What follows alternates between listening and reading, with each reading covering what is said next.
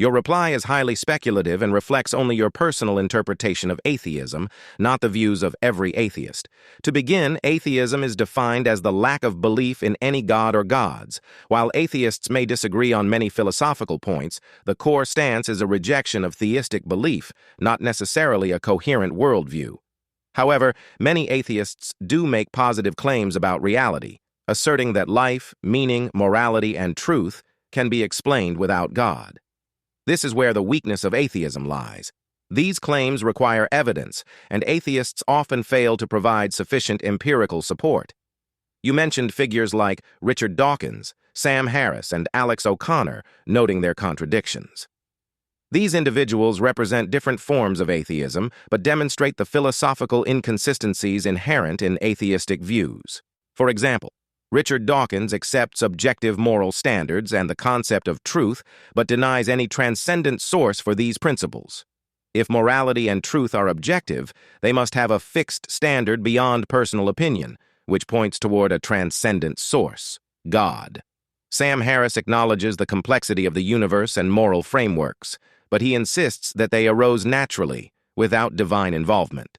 This raises the question, how does blind, materialistic evolution generate moral responsibility or fine-tuning? Alex O'Connor claims that free will doesn't exist, yet constantly uses his autonomy to argue against theists. If free will is an illusion, where does human agency come from? His own actions contradict his philosophy, showing the incoherence of a worldview without a clear moral or metaphysical foundation. These examples reveal that atheists often embrace beliefs and behaviors, such as truth, morality, and agency, that are best explained by theism. As C.S. Lewis observed, "You cannot go on explaining away forever. You will find that you have explained explanation itself away." Furthermore, the philosophical foundation of atheism is undermined by its reliance on speculative, untested theories like evolution and abiogenesis. Evolution cannot explain the origin of life, nor the emergence of irreducibly complex systems which require all parts to be present simultaneously to function. For example, the bacterial flagellum is a molecular machine that cannot evolve step by step because it is only functional as a whole. As Michael Behe notes, an irreducibly complex system cannot be produced directly by slight successive modifications. Likewise, abiogenesis, the idea that life emerged spontaneously from non-living matter, has never been observed.